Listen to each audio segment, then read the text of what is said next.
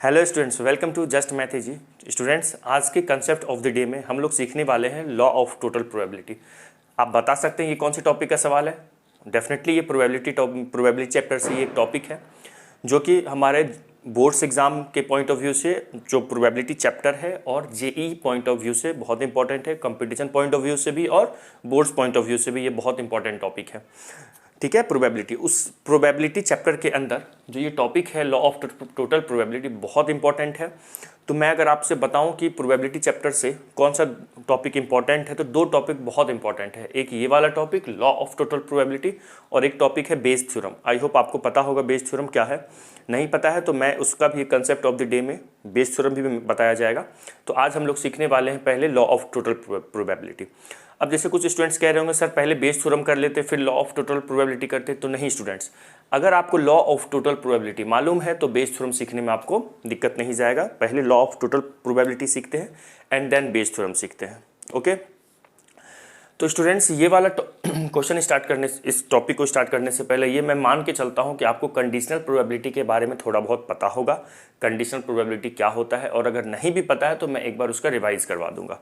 ठीक है, तो जो बच्चे फर्स्ट टाइम इस चैनल पे आए हैं मैं उन्हें बता दूं कि स्टूडेंट्स ये जो हमारा वीडियो है ये कंसेप्ट ऑफ द डे का एक सीरीज है का पार्ट है। इस सीरीज में हम लोग हर वीडियो में एक कंसेप्ट डिस्कस करते हैं, जिसमें आज हमारा कौन सा टॉपिक है, लॉ ऑफ टोटल प्रोबेबिलिटी। तो चलो स्टूडेंट्स स्टार्ट करते हैं क्या है ये लॉ ऑफ टोटल प्रोबेबिलिटी। और इसको करने से पहले हम लोग क्या करते हैं, पहले सीख लेते हैं कंडीशनल प्रोबेबिलिटी। ऐसा सीखते नहीं है, समझ लेते हैं कंडीशनल प्रोबेबिलिटी का मतलब क्या होता है। ओके, तो देखो कंडीशनल प्रोबेबिलिटी का पहले मतलब देख लो क्या होता है। जैसे मैं आपसे कहूँ कि जैसे लिखा हुआ है पी ऑफ, ऐसे लिखा हुआ है ये, तो इसका मतलब क्या होता है, तो इसका मतलब होता है प्रोबेबिलिटी ऑफ ए। ये क्या लिखा हुआ है, ये है प्रोबेबिलिटी ऑफ ए, है ना। ये PROB का मतलब है प्रोबेबिलिटी ऑफ ए। और वही कंडीशनल प्रोबेबिलिटी का मतलब होता है, जैसे मान लो कि probability of A by B, ये है कंडीशनल प्रोबेबिलिटी। कंडीशनल प्रोबेबिलिटी का मतलब है, देखो ये भी प्रोबेबिलिटी ऑफ ए ही है और ये भी प्रोबेबिलिटी ऑफ ए ही है, बट इसमें और इसमें क्या डिफरेंस है, इसका मतलब होता है ये तो प्रोबेबिलिटी ऑफ ए है और इसका मतलब होता है probability of A with respect to B. मतलब ए के होने का क्या संभावना है बी के रिस्पेक्ट में, या फिर probability of A when B is already occurred. Okay, या फिर आप कह सकते हैं कि probability of A when B is the sample space. ये सब इसका मतलब होता है। अच्छा, इसका मतलब ऐसा क्यों होता है, तो देखो जैसे मैं एक एग्जांपल दूं कि जैसे मान लो मैं कहूँ आपको एक कॉइन टॉस करो, ठीक है, और मैं आपसे कहूँ कि अगर आपको हेड आ गया ना तो मैं आपको क्या दूंगा, आप लोग को 10 रुपये दूंगा। ठीक है, तो आप एक कॉइन टॉस करो, अगर हेड आ गया तो मैं 10 रुपये दूंगा, है ना। तो इसका मतलब हेड आना आपका बी हो जाएगा और 10 रुपये देना, जो मैं आप लोग को 10 रुपये दूंगा वो क्या हो जाएगा, ए होना। तो मैं आपको 10 रुपये कब दूंगा, जब आपका हेड आएगा। एक कॉइन को मैं बोलूँगा एक सिक्का उठाओ और टॉस करो, अगर हेड आ गया तो मैं आपको क्या दूंगा, 10 रुपये दूंगा। तो बताओ, खुद बताओ कि 10 रुपये आप लेने का क्या प्रोबेबिलिटी होगा, क्या संभावना है कि मैं आपको 10 रुपये दूंगा। आप कहोगे कि सर जो हेड के आने का संभावना होगा, है ना, कि जब बी के होने का जो संभावना होगा वही एक, मतलब ये कहीं ना कहीं आपको मैं 10 रुपये तभी दूंगा जब हेड आएगा। तो हेड, तो अगर मैं आपसे कहूँ कि 10 रुपये लेने का क्या प्रोबेबिलिटी होगा, तो 1/2। क्यों, क्योंकि हेड आने का संभावना 1/2 होता है। हेड और टेल में हेड आने का संभावना क्या है, 1/2 है। आई बात समझ में, तो कुछ ऐसा ही है। ठीक है, जैसे मैं आपसे कहूँ, अब देखो इसमें ना इसका और मतलब समझेंगे। और वैसे इसका फॉर्मूला एक होता था, probability of A by B का एक फॉर्मूला क्या होता था, याद है क्या होता है, probability of A intersection B upon probability of B. चाहे ये लिखो या फिर तुम इसको ये भी लिख सकते हो, number of A intersection B upon number of B, कुछ भी लिख सकते हो, है ना। चाहे ये वो ये कैसे हो गया, इसको अगर हम लिखेंगे probability of A intersection B को, तो number of A intersection B upon number of S, इसमें भी number of B upon number of S, number of S मतलब number of sample cancel out होकर ये दे रहा है। वैसे इस टॉपिक में ये ज़्यादा इंपॉर्टेंस नहीं है, बस मुझे ये समझना था कि इसका मतलब आप जानते हैं कि नहीं जानते हैं, तो इसका मतलब यही होता है probability of A when B is already occurred. फिर ये क्या चीज़ है, तो ये ए किसी पे डिपेंड नहीं कर रहा। अगर ए किसी पे डिपेंड नहीं करेगा ना तो डायरेक्ट लिखो पी ऑफ ए, है ना। और अगर किसी पे डिपेंड कर रहा होगा तो ये भी तो उसको ऐसे लिखने का तरीका है। ये एक्चुअल में ये जानते हो यहाँ पे ना बी बस ये बता रहा है कि जो ए होगा ना मेरे रिस्पेक्ट में होगा, मतलब मैं बॉस हूँ। यहाँ पे क्या है, बी बॉस है। ए के होने का संभावना कहीं ना कहीं सिर्फ किस पे डिपेंड कर रहा है, बी पे डिपेंड कर रहा है ना। अब बी नहीं हो पाएगा तो फिर ए नहीं हो पाएगा। और ये बात समझ में, ठीक है। तो आई होप कंडीशनल प्रोबेबिलिटी का मतलब नाम में ही क्लियर है, कंडीशनल मतलब कि ए पे बी अपना क्या लगा रहा है, कंडीशन लगा रहा है। क्लियर हो गया। तो चलो स्टार्ट करते हैं। लॉ ऑफ टोटल प्रोबेबिलिटी का मतलब क्या होता है, और इसको करने से पहले ना देखो सीखते हैं कि ये टॉपिक क्यों पढ़ रहे हैं हम लोग, है ना। किस टाइप के क्वेश्चंस को करने के लिए, जैसे होता है ना कि सर सवाल तो आ जाता है, सबसे ज़्यादा जानते हो वर्ड प्रॉब्लम में ये दिक्कत जाती है। सवाल आ जाता है तो हमको वर्ड को पढ़ के, स्टेटमेंट पढ़ के समझ में ही नहीं आता कि कौन से टॉपिक का सवाल है और कैसे इस क्वेश्चन को अप्रोच करें। तो देखो अच्छे से समझ लेंगे कि ये वाला कंसेप्ट कब अप्लाई करना सवाल में, लॉ ऑफ टोटल प्रोबेबिलिटी कब अप्लाई करना, ठीक है। हम लोग किताबी लैंग्वेज में नहीं जाएंगे। आप अपनी NCERT बुक में या RS अग्रवाल जो फॉलो करते हो या RD शर्मा जो भी बुक फॉलो करते हो उसमें देखिएगा कहीं ना कहीं एक डब्बा टाइप का बना हुआ होगा, है ना। उसमें आप देखना उसमें बुक में, ठीक है ना। तो आपको ना कंफ्यूज हो जाओगे, समझोगे ही नहीं, ठीक है। तो हम लोग क्या करते हैं, पहले इसको अपने लेवल पे समझ लेते हैं और अपने ही लेवल पे इसका फॉर्मूला डिज़ाइन कर लेंगे। आ रही है बात समझ में, अपने लेवल पे समझ लेते हैं और अपने ही लेवल पे इसका फॉर्मूला डिज़ाइन कर लेंगे। देखो जैसे मान लो कि कोई एक बॉक्स है, ठीक है। ये मान लो बॉक्स फर्स्ट है, बॉक्स 1 है, और मान लो एक बॉक्स सेकेंड है ना। ये बॉक्स सेकेंड है और ये बॉक्स फर्स्ट है। आ रही है बात समझ में। अब मान लो बॉक्स 1 और बॉक्स 2 में कुछ बॉल है, ठीक है। मान लेते हैं बॉक्स 1 में 5 रेड बॉल है ना, रेड बॉल है। और मान लीजिए बॉक्स 2 में 7 क्या है, रेड बॉल है। आ रही है बात समझ में। RB का मतलब रेड बॉल, और रेड दिख रहा है तो रेड बॉल, रेड से लिखा हूँ इसीलिए रेड है बॉल है ये। और मान लो इसमें है, लेट से मान लीजिए 8 है ब्लैक बॉल, ठीक है, ब्लैक बॉल। और इसमें मान लो कुछ 9 ब्लैक बॉल मान लो, है ना। 9 क्या है, ब्लैक बॉल है। चलो एक बार बॉल लिख दिए ताकि आपको क्लियर है ना। देखो सवाल में क्या लिखा हुआ रहेगा कि एक, जैसे क्वेश्चन में बोलेगा there are 2 ball, sorry there are 2 boxes, ठीक है। इस क्वेश्चन में ऐसे लिखा रह सकता है कि there are 2 boxes, box 1 contain 5 red ball and 8 black ball, box 2 contain 7 red ball and 9 black ball. इस टाइप का क्वेश्चन रहेगा। और फिर कहेगा what is the probability that withdrawing या सेलेक्टिंग 1 रेड बॉल, या फिर ऐसा लिखेगा what is the probability of withdrawing 1 black ball. अच्छा आपको होगा कि सर 1 ब्लैक और 1 रेड ही कह सकता है, नहीं 2 ब्लैक बॉल 2 रेड बॉल।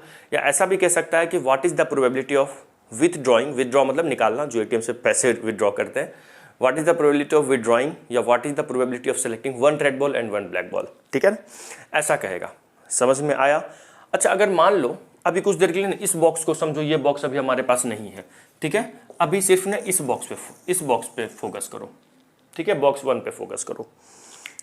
क्या मैं तेज चल रहा हूँ? अगर देखिए मैं अगर स्पीड बोल रहा होता हूँ तो कभी भी ना कभी आप वीडियो देखेंगे ना तो मुझे कमेंट करके बताइएगा सर आप थोड़ा स्लो बोला कीजिए, और नहीं कमेंट करोगे तो इट मीन्स मैं समझूंगा कि ये मेरा स्पीड सही है, ठीक है। तो देखो यहाँ पे क्या है, बॉक्स 1 को भी सिर्फ समझो। अगर मैं आप लोग से पूछूं कि बॉक्स 1 से एक रेड बॉल सेलेक्ट करने का क्या प्रोबेबिलिटी होगा, तो सिंपल है। मान लो एक रेड सेलेक्ट करने का प्रोबेबिलिटी, मान लेते हैं ए जो है ना, ए को लिख लेते हैं। ए क्या है, इवेंट है फॉर सेलेक्टिंग 1 रेड बॉल, ठीक है। ए को मान लेते हैं इवेंट है फॉर सेलेक्टिंग रेड बॉल। तो अगर मैं आपसे पूछूं कि बॉक्स 1 से एक रेड बॉल सेलेक्ट करने का क्या प्रोबेबिलिटी होगा, सिर्फ बॉक्स 1 से एक रेड बॉल सेलेक्ट करने का क्या प्रोबेबिलिटी होगा, तो आप क्या कहोगे सर, इसका फॉर्मूला क्या होता है, number of event, number of A upon number of sample space. Probability का ये तो फॉर्मूला होता है, number of favourable case upon total number of outcomes, है ना, number of favourable outcome upon total number of outcome. ये 10th का formula है, बेसिक फॉर्मूला है प्रोबेबिलिटी का, है ना, number of event upon number of sample space. तो अगर मैं बॉक्स 1 से कहूँ कि एक रेड बॉल सेलेक्ट करने का क्या प्रोबेबिलिटी होगा, तो नंबर ऑफ ए मतलब नंबर ऑफ फेवरेबल केस, कितने रेड बॉल है 5, और total number of sample space का मतलब है टोटल नंबर ऑफ बॉल कितने 13, ठीक है ना। तो ये हमारा आंसर हो जाता, क्या हो जाता, 5/13 हो जाता। ठीक है, यहाँ तक कोई दिक्कत नहीं। लेकिन अगर मैं फिर से कहूँ कि बॉक्स 2 से मुझे एक रेड बॉल सेलेक्ट करना है, तो उस केस में प्रोबेबिलिटी ऑफ ए क्या हो जाएगा। अगर मैं कहता बॉक्स 2 से एक रेड बॉल सेलेक्ट करने का क्या प्रोबेबिलिटी होगा, तो उस केस में आंसर क्या हो जाता, 7/16, है ना। ये हो जाता, क्यों, क्योंकि number of A upon number of sample, इसमें 7 रेड बॉल है और टोटल कितना है, 16 है, तो 7/16 7/16 हो गया। आई बात समझ में। यहाँ तक का कहानी प्रोबेबिलिटी का हम लोग को पहले से आता था, इवन 10th क्लास से ही आता था, है ना, कि एक बॉक्स दे दिया, उसमें कुछ बॉल दे दिए, है ना, कुछ ऑब्जेक्ट दे दिए, कोई एक ऑब्जेक्ट निकालने का क्या प्रोबेबिलिटी होगा, सेलेक्ट करने का क्या प्रोबेबिलिटी होगा। यहाँ तक का कहानी तो हमको एकदम बेसिक है, क्लास 10th और क्लास 11 में पढ़े हुए हैं।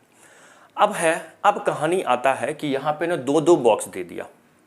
पहले मैंने क्या किया, सिर्फ बोलेगा इस बॉक्स से निकालने का क्या प्रोबेबिलिटी है, या फिर कहेगा सिर्फ इस बॉक्स से निकालने का क्या प्रोबेबिलिटी है, तो ये हमने लिख दिया।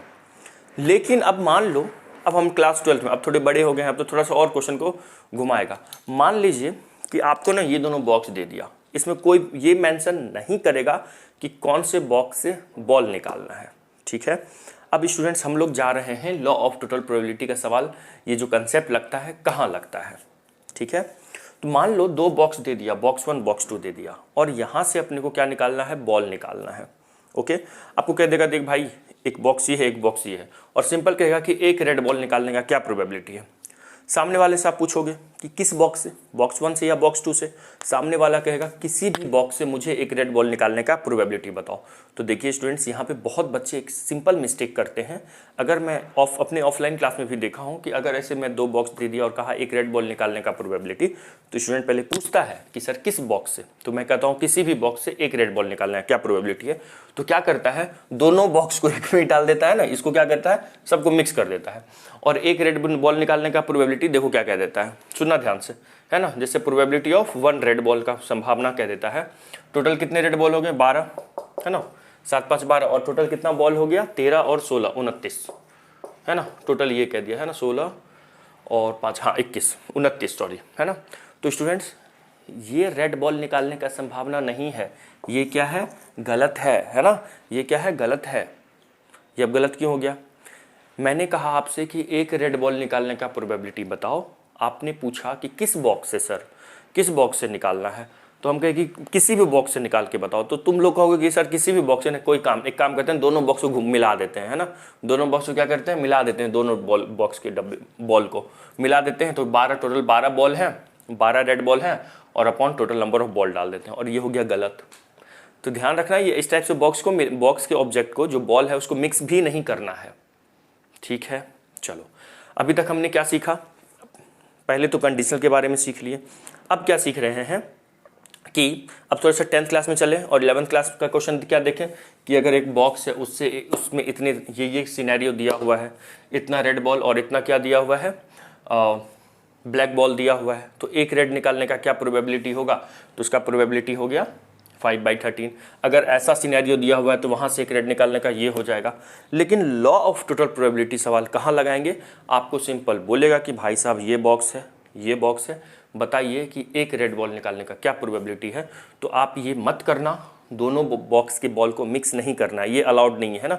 बोलेगा एक रेड बॉल निकालने का क्या प्रोबेबिलिटी है, तो ऐसे सवाल में हम लोग क्या करेंगे, लॉ ऑफ टोटल प्रोबेबिलिटी लगाएंगे।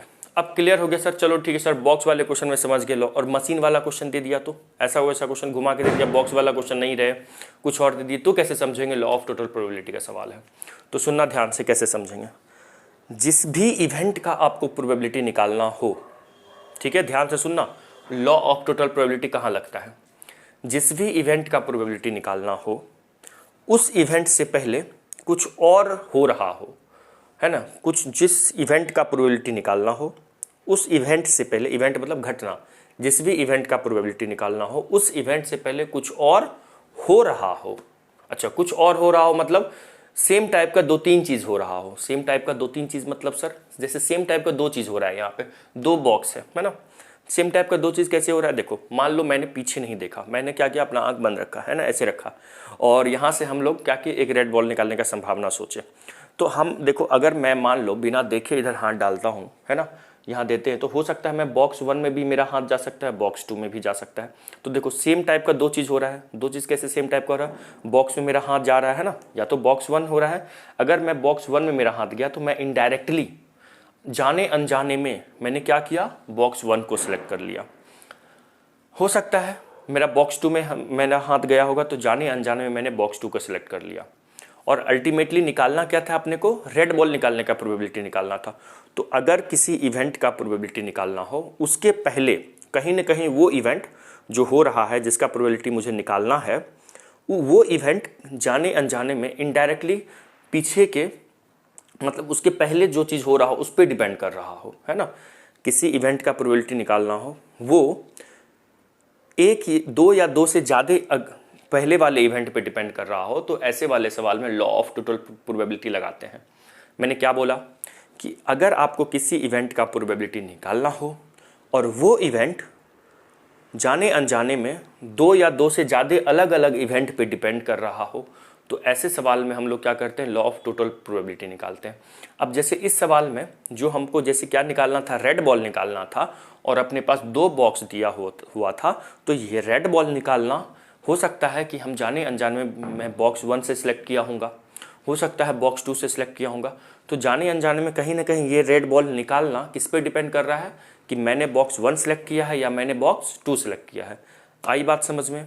ठीक है, तो रेड बॉल निकालना कहीं ना कहीं किस पे डिपेंड कर गया, या तो बॉक्स 1 को सिलेक्ट करने पे या बॉक्स 2 को सिलेक्ट करने पे। बॉक्स 1 को सिलेक्ट करना मतलब बॉक्स 1 में हाथ जाना, बॉक्स 2 को सिलेक्ट करना मतलब बॉक्स 2 में हाथ जाना। यहाँ तक का कहानी समझ में आई होप आ गया होगा। अब मैं इसको रफ कर रहा हूँ, और देखो अब हम लोग जो लैंग्वेज में समझे ना, इसका हम ना फॉर्मूला डिज़ाइन करते हैं, ठीक है। फिर मैं आपको ना किताबी लैंग्वेज भी लिखवा दूंगा। पहले मैं अपन लैंग्वेज में हम लोग जो सीखे हैं, है ना, जो समझे हैं, उससे फॉर्मूला डिज़ाइन करते हैं, फिर मैं किताबी लैंग्वेज भी लिखवा दूंगा। आ रही है बात समझ में? तो रुको, चलो इसको पहले मैं रफ करता हूँ। तो स्टूडेंट्स देखो, जादू से रफ हो गया है ना। तो नाउ अब हम लोग देखो इसके मतलब जो फॉर्मूला डिज़ाइन करते हैं कैसे करते हैं। आई होप यहाँ तक आप लोग को क्या हुआ होगा, समझ में आ गया होगा, ठीक है। तो देखो ऐसे क्वेश्चन को कैसे डील करेंगे। तो देखिए जैसे मान लीजिए कि यहाँ पे कुछ लिख लेते हैं। जैसे हम लोग जैसे बॉक्स 1 सेलेक्ट करेंगे या बॉक्स 2 सेलेक्ट करेंगे पहले, है ना। मुझे तो अल्टीमेटली मुझे रेड बॉल निकालना है, मुझे रेड बॉल निकालने का प्रोबेबिलिटी पूछ रहा है ना, एक रेड बॉल निकालने का प्रोबेबिलिटी मान लो पूछ रहा है। तो मान लेते हैं, देखो पहले देखो E1 E2 E3 इवेंट लिया करेंगे। हमेशा याद रखना जो मैं बता रहा हूँ ऐसा ही करना, एकदम सवाल में ऐसे ही फॉलो करना, आपका एक सवाल गलत नहीं होगा। अपना E1 E2 E3 E4 ना ऐसे इवेंट को मानना जो हो रहा हो, पहले हो चुका हो।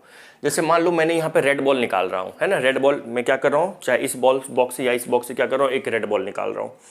तो उसके होने से पहले सेम टाइप का क्या इवेंट हो रहा होगा, या तो बॉक्स 1 सेलेक्ट हो रहा होगा या बॉक्स 2 सेलेक्ट हो रहा होगा। बॉक्स 1 कब सेलेक्ट होगा, जब मैं बॉक्स 1 में हाथ डालूंगा। बॉक्स 2 कब सेलेक्ट होगा, जब मैं बॉक्स 2 से हाथ डालूंगा, है ना।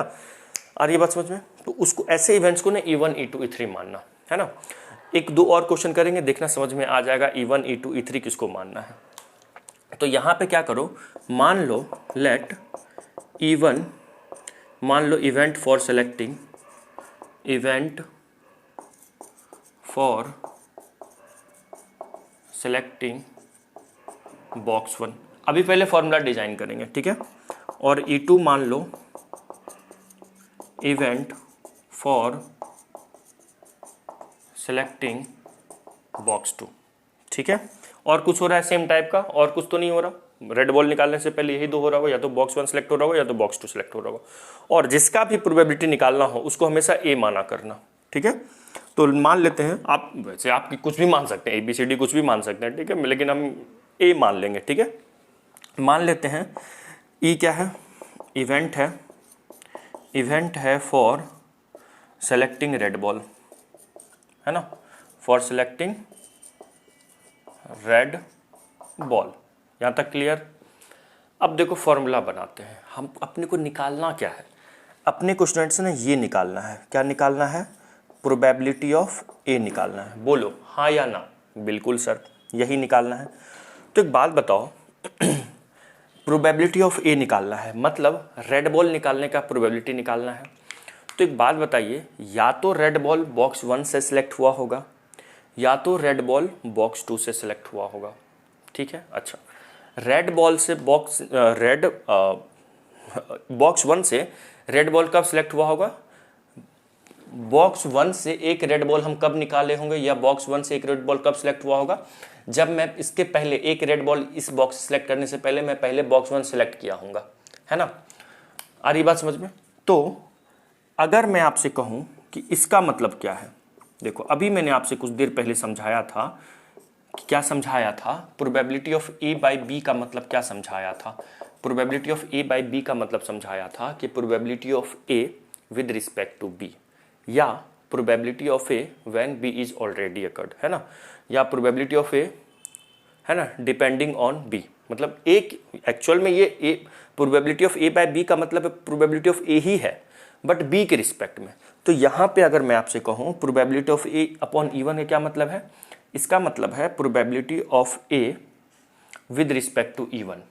अच्छा, तो probability of withdrawing red ball with respect to selecting box 1, है ना। ए बाय E1 का ए क्या है? रेड बॉल सेलेक्ट करना, E1 क्या है? बॉक्स 1 सेलेक्ट करना। तो probability of A with respect to selecting box 1, या फिर probability of A when box 1 is already selected या ऑलरेडी अकर्ड, है ना। प्रोबेबिलिटी ऑफ सेलेक्टिंग या withdrawing red ball when box 1, E1 क्या है? बॉक्स 1 को सिलेक्ट करने का, when box 1 is already selected, इसका मतलब ये है। अच्छा, एक बात बताओ, इसका मतलब ये भी है ना probability of red ball when E1 is already occurred. तो E1 ऑलरेडी अकर्ड हो चुका है ना, तो इसका मतलब एक बात बताइए कि ये इसका मतलब क्या है? रेड बॉल बॉक्स 1 से सिलेक्ट करना, तो ये क्या डायरेक्ट हो जाएगा? इसको होने के लिए मुझे पहले क्या करना पड़ेगा? रेड बॉक्स 1 में बॉक्स 1 में मुझे हाथ डालना पड़ेगा, या बॉक्स 1 पहले सेलेक्ट करना पड़ेगा। तो ये कब होगा? पहले उसके पहले क्या होगा? E1 होगा, E1 होगा, फिर क्या होगा? ये होगा। अच्छा, याद रखना, मैं एक ट्रिक आपको दे देता हूं, जब भी मीनिंग ना फिर का आएगा ना, तो आपने इनटू किया करना। ध्यान रखना, जब भी मीनिंग ऐसा आपने परमुटेशन कॉम्बिनेशन में भी क्लास 11th में किए होगा, कभी याद रखिए इनटू कर देते हैं। नहीं याद है तो कोई बात नहीं, वैसे भी 12th आते आते 11th अपन भूल भी जाते हैं। तो जब भी फिर वर्ड आए ना, फिर में क्या करना है? इनटू करना है। और या वर्ड जब भी आए ना, या का मतलब होता है प्लस करना है। क्लियर? आ रही बात समझ में? इन इसका मतलब होता है एंड, इसका मतलब होता है और। इसको ना बच्चे एकदम नोट करके लिख लो, भूलना मत इसको, बहुत काम का चीज़ है। फिर रहे या फिर एंड रहे, इनटू करना है, या और रहे या फिर या रहे, इसमें क्या करना है? प्लस करना है। ठीक है, तो मैंने क्या किया? पहले बॉक्स 1 सेलेक्ट किया, फिर बॉक्स 1 से रेड बॉल निकाला, तो क्या करेंगे? इनटू करेंगे, फिर हुआ ना। या ऐसा भी तो हो सकता है, या मतलब और ऐसा भी तो हो सकता है कि बॉक्स 2 सेलेक्ट हुआ होगा, तो क्या कहेंगे? या तो बॉक्स 2 पहले सेलेक्ट हुआ, है ना, अब क्या करेंगे? अब क्या करेंगे? रेड बॉल निकालेंगे। कहाँ से? बॉक्स 2 से, है ना। बॉक्स 2 जब सिलेक्ट हुआ तब। समझ में आया? और का क्या मतलब होता है? और का मतलब स्टूडेंट्स होता है प्लस। और का मतलब मैंने आपको भी दिखाया, क्या होता है? प्लस होता है। तो यही है अपना फॉर्मूला, और कुछ भी नहीं है। यही है क्या? अपना फॉर्मूला। यही होता है लॉ ऑफ टोटल प्रोबेबिलिटी का फॉर्मूला। अब आप कहोगे सर मान लीजिए 3 बॉक्स होता तो E3 तक, तब बच्चे E3 तक चले जाते, है ना। 4 बॉक्स होता तो E4 तक चले जाते हैं। क्वेश्चन करेंगे, देखना फॉर्मूला खुद खुद डिजाइन होगा। ठीक है ना। तो एक काम बात बताओ, अगर मैं इस सवाल को सॉल्व करूं तो पहले क्या करिए आप ना, मुझे एक बात बताइए, ये सब निकाल के बताइए। अगर मैं आपसे कहूं, देखो मैं रेड से ही लिख ले रहा हूं, अगर मैं आपसे कहूं प्रोबेबिलिटी ऑफ E1 क्या होगा, तो प्रोबेबिलिटी ऑफ E1 मतलब बॉक्स 1 और बॉक्स 2 से एक बॉक्स 1 सेलेक्ट करने का क्या प्रोबेबिलिटी होगा? 2 बॉक्स में एक बॉक्स सेलेक्ट करेंगे, मतलब 1/2, है ना। उसी तरह प्रोबेबिलिटी ऑफ E2 क्या होगा? वो भी 1/2 हो जाएगा। क्लियर हो रहा है? अच्छा, और अगर मैं आपसे कहूं कि प्रोबेबिलिटी ऑफ A/E1 क्या होगा? प्रोबेबिलिटी ऑफ A/E1 क्या होगा? A/E1 का मतलब है बॉक्स 1 से रेड बॉल सेलेक्ट होना। तो बॉक्स 1 से रेड बॉल A/E1 कितना होगा बताइए? 5/13। ठीक है। A/E2 का मतलब कितना हो, क्या होता है? A/E2 का मतलब क्या होगा? A/E2 का मतलब है probability of red ball select होना, बट कहाँ से? बॉक्स 2 से। कहाँ से? बॉक्स 2 से। तो बॉक्स 2 में कितने रेड बॉल है? 7, टोटल कितना? 16। तो ये हो गया। आ रही है बात समझ में? हाँ, अगर मान लो मैं बोलने में कहीं गलती से कुछ गलत बोल दिया होगा ना, तो उसको आप समझ लेना कि बोलने में गलत हुआ है ना, समझा सही रहा हूँ, है ना। कहीं हो सकता है मैंने कभी कभी खुद का वीडियो देखा है 1-2 बार, तो मुझे बोलना था कुछ, मैं बोल दिया हूँ कुछ, ठीक है। अब वो तो हो ही जाता है समझाने में, है ना, आ रही है बात समझ में। तो ये हो गया। अब हम क्या करेंगे, बस इस फॉर्मूला में यहाँ पे पुट कर दो जो जो वैल्यू है प्रोबेबिलिटी ऑफ ई। तो इसका आंसर बताओ फाइनल, अगर मैं आपसे आंसर पूछूं तो यहाँ पे क्या हो जाएगा, इसका फाइनल आंसर क्या हो जाएगा। E1 रखो वहाँ पे, तो कितना होगा 1/2 इंटू A/E1 का वैल्यू कितना है 5/13, या मतलब प्लस, फिर 1/2 और क्या हो जाएगा, इसका वैल्यू क्या है 7/16। आ रही बात समझ में। बस इसको सॉल्व करेंगे और आंसर क्या होगा हमारा आ जाएगा। क्लियर। तो आप क्या करो, डायग्राम बना लो। और मैंने एक सवाल इसका क्या था सर, एक्चुअल में ये क्वेश्चन क्या था, तो जैसे मैं सवाल लिख देता हूँ। इसका क्वेश्चन था, डायग्राम बना लेना, सवाल समझ में आ जाएगी। 2 बॉक्स ऐसा ऐसा है। क्वेश्चन है प्रोबेबिलिटी ऑफ विदड्रॉइंग या सेलेक्टिंग, कुछ भी लिख दो, सेलेक्टिंग लिख देता हूँ, सेलेक्टिंग, है ना, रेड बॉल। ये है हमारा सवाल, है ना, यही है हमारा क्या है बच्चे, ये है हमारा क्वेश्चन, है ना, probability of selecting red ball. ये सवाल था। वीडियो को पॉज करो, ये सवाल करो, इसके बाद देखो क्वेश्चन करते हैं। लिख लीजिए इसको पहले। तो देखो वो मैंने रफ कर दिया। अब ना इसका पहले फॉर्मूला लिख देते हैं। देखो आप जब R.D. शर्मा देखोगे या R.S. अग्रवाल देखोगे, है ना, जब ये सब बुक आप देखोगे ना, तो उसमें ना देखना एक बॉक्स वगैरह बना होगा, है ना, इसी टॉपिक का एक बॉक्स बना होगा, इस टाइप से होगा, E1 E2 E3 इस टाइप से होगा, और जो हमारा टारगेट होता है इस टाइप से होगा। तो इन सबको गोली मारो, इन सबको छोड़ दो, है ना। हम लोग समझ लिए फॉर्मूला कैसे बनता है, क्या बनता है, इन उसको फॉलो मत करो। मतलब मैं ऐसा नहीं कर रहा हूँ उसको फॉलो मत करो, मतलब कह रहा हूँ उसमें जाओगे तो अपन कंफ्यूज हो जाएंगे, ठीक है। तो उसको मत देखिए, जो मैं बता रहा हूँ उसको देखो, है ना।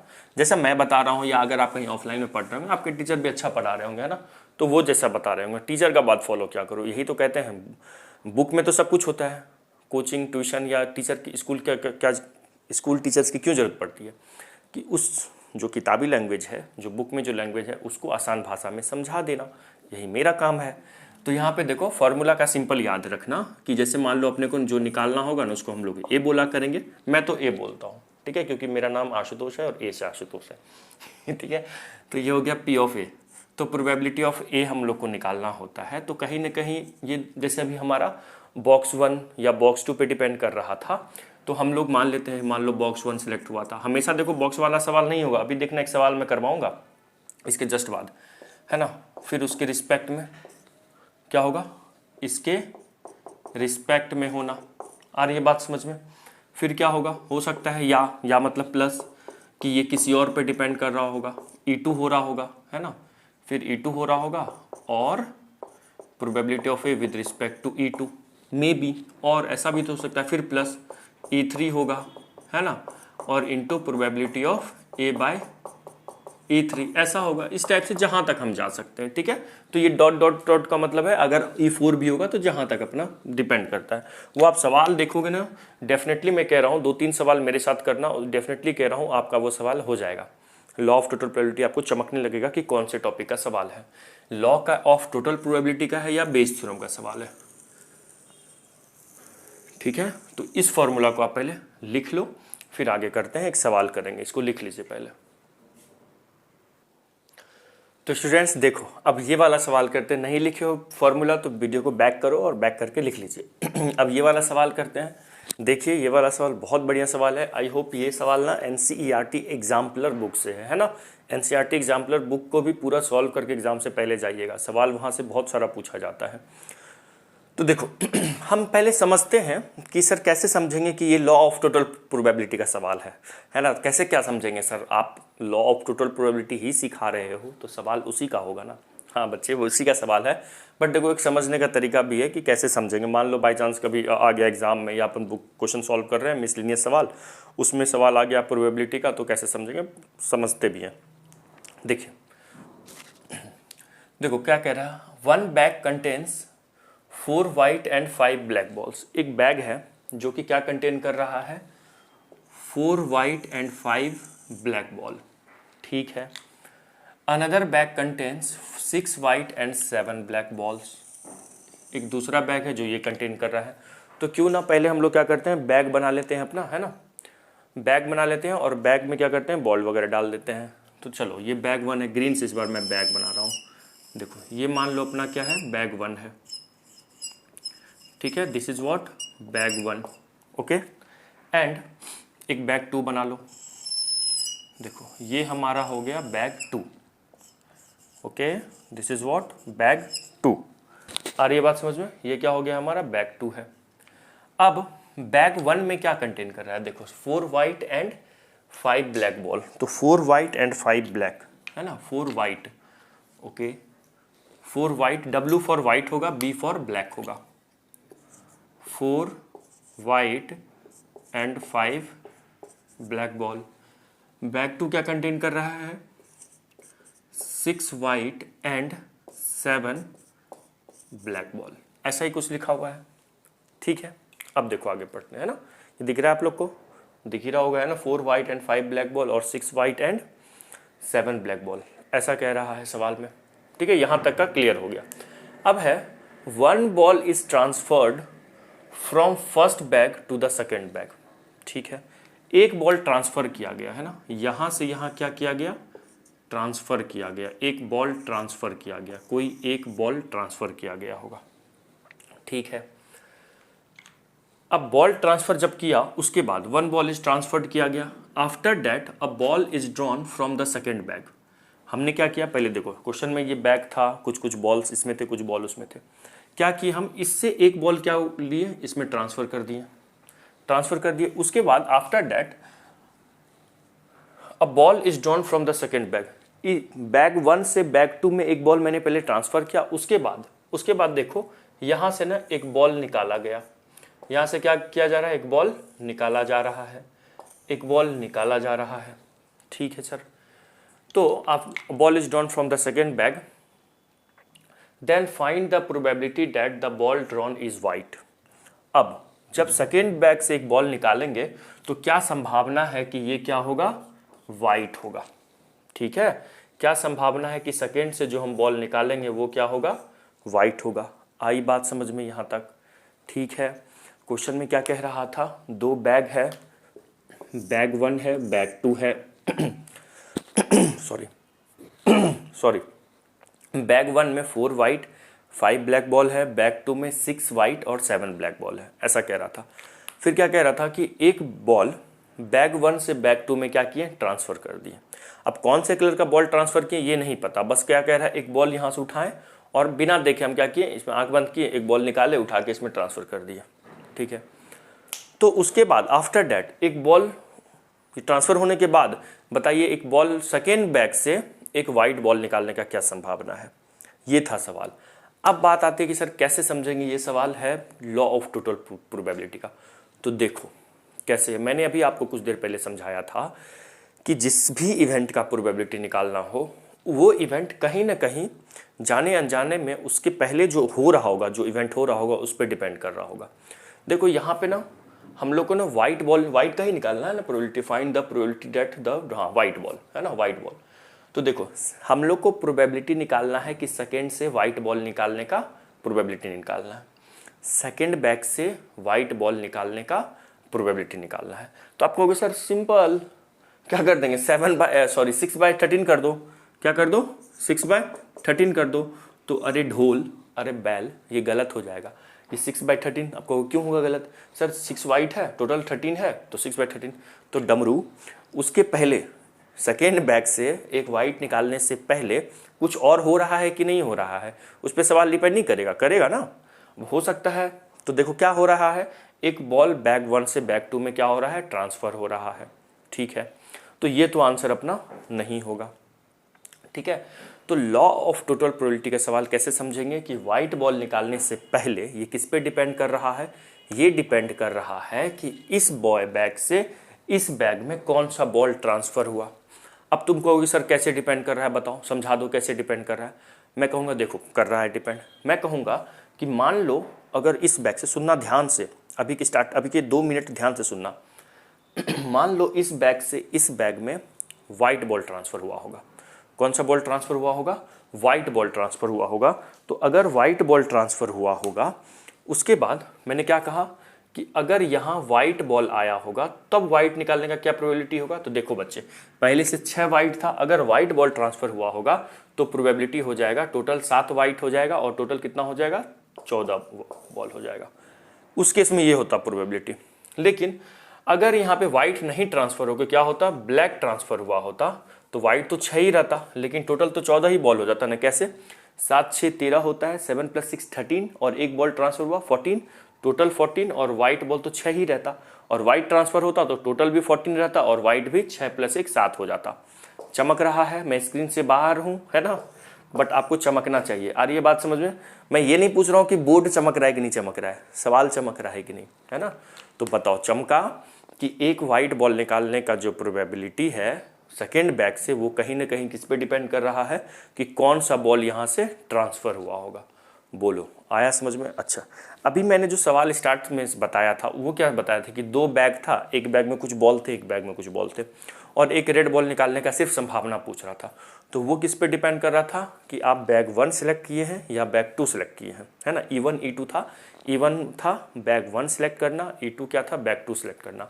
और यहाँ पे E1 क्या हो जाएगा और E2 क्या हो जाएगा। अच्छा, एक किसको मानेंगे ये बता दो, एक किसको मानेंगे, सबसे सिंपल क्वेश्चन पूछ रहा हूँ, एक किसको मानेंगे। मैंने क्या बताया, जिसका भी इवेंट निकालना हो, जिस इवेंट का प्रोबेबिलिटी निकालना हो उसको ए मानेंगे। तो यहाँ पे क्या हो जाएगा, W let A is the event for selecting या withdrawing white ball from bag 2, ये मान लेंगे। E1 E2 किसको मानेंगे, तो ये जो व्हाइट बॉल निकल रहा है ये कहीं ना कहीं किस पे डिपेंड कर रहा है, इसका इवेंट 7/14 या 6/14 कब हो रहा है। जब व्हाइट बॉल ट्रांसफर होगा तो 7/14 हो रहा था, 7/14, और जब ब्लैक ट्रांसफर हो रहा था तो 6/14 हो रहा था वहाँ से व्हाइट निकालने का। तो वो किस पे डिपेंड कर रहा है, इससे कौन सा बॉल ट्रांसफर हुआ है। इस बार E1 E2 बैक सेलेक्ट करना नहीं है, इस बार E1 E2 क्या है, कौन सा बॉल ट्रांसफर हुआ। आई बात समझ में, आई होप आ गई होगी। फिर से बोलता हूँ, ए किसको मानेंगे, let A be the event for withdrawing a white ball from second bag, ठीक है। E1 क्या मानेंगे, E2 क्या मानेंगे, बैक सेलेक्ट नहीं करना, है ना। E1 E2 किस पे डिपेंड कर रहा है, E1 E2 किसको मानेंगे, कौन सा बॉल ट्रांसफर हो रहा है। तो चलो करते हैं यहाँ पे मान लेते हैं लेट, सॉल्यूशन में लेट ए इज द क्या है, event for withdraw a white है ना, हाँ, वाइट बॉल फ्रॉम बैग 2, है ना, फ्रॉम बैग 2, ठीक है सर। E1, अच्छा ए किस पे डिपेंड कर रहा है कि कौन सा बॉल ट्रांसफर हुआ, तो E1 E2, अच्छा इसमें E3 होगा क्या, नहीं, E1 E2 ही होगा, है ना। E1 क्या होगा, ये मान लो event for a white ball transferred from bag 1 to bag 2, है ना, बैग 1 टू बैग 2, ये मान लिए। E2 क्या मान लो, E2 है event for a black ball, black है ना, ब्लू तो नहीं है, हाँ ब्लैक है ना, अ ब्लैक बॉल, है ना। इधर देख के लिख रहा हूँ, ये नहीं कि कुछ ना कुछ वीडियो बंद कर देना और कुछ भी करने लगना, है ना, यहाँ ध्यान दो, है ना, यहाँ ध्यान होना चाहिए। White event for black ball transferred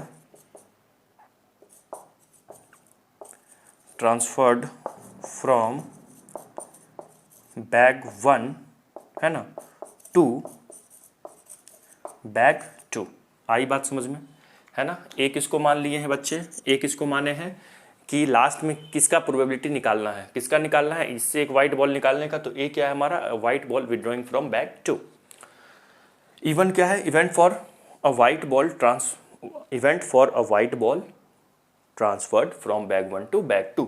E2 क्या, event for a black ball transferred from bag 1 to bag 2, है ना, बैग 1 से बैग 2। तो बताओ, पहले मेरे को एक बात बताओ आप यहाँ पे, है ना, क्यों ना मैं यहाँ पे लिख दूँ क्या, प्रोबेबिलिटी ऑफ ए तो क्या करना है, प्रोबेबिलिटी ऑफ ए तो हमारा क्वेश्चन मार्क है ना, ये निकालना है। प्रोबेबिलिटी ऑफ E1 क्या होगा, प्रोबेबिलिटी ऑफ E1 बताओ क्या होगा। E1 मतलब इस बैग से इस बैग में एक वाइट बॉल ट्रांसफर होने का क्या प्रोबेबिलिटी होगा, वाइट बॉल। तो एक वाइट बॉल ना तो एक वाइट बॉल मतलब एक वाइट बॉल सेलेक्ट करना। एक वाइट बॉल ट्रांसफर्ड होने का मतलब वही है कि एक वाइट बॉल सेलेक्ट होना। कहाँ से? बैग 1 से। तो बैग 1 से एक वाइट बॉल सेलेक्ट करूं और इसमें डालूं, तो एक वाइट बॉल सेलेक्ट करने का क्या प्रोबेबिलिटी होगा बताओ बच्चे? बैग 1 से 4/9 होगा ना। अब बोलोगे सर 4/9 कैसे हो गया? टोटल कितना है? 4 वाइट, और टोटल वाइट बॉल कितना है? टोटल फेवरेबल केस 4, और टोटल नंबर ऑफ आउटकम 9, ये हो गया। अब अगर मैं आपसे पूछूं कि प्रोबेबिलिटी ऑफ E2 क्या होगा, तो फिर इसका मतलब क्या है कि probability of a black ball transferred from bag 1 to bag 2। तो यहाँ से ब्लैक बॉल कब ट्रांसफर होगा? जब यहाँ से एक ब्लैक बॉल सेलेक्ट करेंगे, है ना। तो 5/9। यहाँ तक आई बात समझ में? यहाँ तक का कहानी क्लियर है? अच्छा, E1 E2 का जरूरत था, उसको मैंने लिख लिया। देन अब बताओ किसकी, अच्छा जब फॉर्मूला लगाएंगे तो हमको किसका जरूरत पड़ेगा? याद है ना, A/E1 का जरूरत पड़ेगा ना, है ना। अभी फॉर्मूला में देख लो आप, अभी जो मैंने यहाँ लिखा था डब्बे में, आपके कॉपी में लिखा हुआ होगा, है ना। नहीं लिखे हो तो वीडियो को पीछे करके देख लो। आ रही है बात समझ में? तो A/E1 का मतलब क्या होगा? अब सुनो, इसमें आने वाला है मजा। A/E1 का क्या मतलब है? सुनो, इसका मतलब है probability of A when E1 is occurred, या probability of A with respect to E1। ठीक है, प्रोबेबिलिटी ऑफ A का क्या मतलब है? प्रोबेबिलिटी ऑफ A का मतलब है बैग 2 से एक वाइट बॉल सेलेक्ट करने का इवेंट, या बैग 2 से एक वाइट बॉल विदड्रॉ करने का इवेंट, है ना। A/E1। तो आप मुझे एक बात बताइए, E1 मतलब E1 पहले हुआ है, तो E1 होने का क्या मतलब है? E1 होने का मतलब है कौन सा बॉल ट्रांसफर हुआ है? White ball. तो जब यहाँ से यहाँ वाइट बॉल ट्रांसफर हुआ होगा तो टोटल इसमें वाइट कितना हो जाएगा? अभी देखो 6 वाइट है, तो टोटल वाइट कितना होगा? 7, है ना। और टोटल बॉल कितना हो जाएगा? 14। आई बात समझ में? एक मिनट, ये हो जाएगा 7/14। ठीक है ना। मैंने क्या बोला? यहाँ से यहाँ देखो, वीडियो लंबा जा रहा होगा ना, तो समझाने के लिए इतना लंबा जा रहा है, धीरे धीरे समझ रहे हैं। अगर एक वाइट बॉल इसमें ट्रांसफर हो गया तो बताओ अब इसमें वाइट कितना हो गया? अगर हम इसमें एक वाइट बॉल और डाल दिए तो अब वाइट कितना हो गया? 7, और टोटल कितना हो गया? 7/14, है ना। ए का क्या मतलब है? ए का क्या मतलब है? प्रोबेबिलिटी ए का क्या मतलब है? Event for withdrawing a white ball from second bag, है ना। तो इसका क्या इवेंट हो जाएगा? इसका क्या प्रोबेबिलिटी होगा? 7/14, है ना। अच्छा, ये तो 6 ही था। अगर मान लो इससे इधर हम कौन सा बॉल लेके आ गए? ब्लैक लेके आ गए, तो ब्लैक कितना हो गया? एक और 1 ऐड हो जाएगा ब्लैक में, है ना। तो प्रोबेबिलिटी ऑफ A/E2 का क्या मतलब होगा?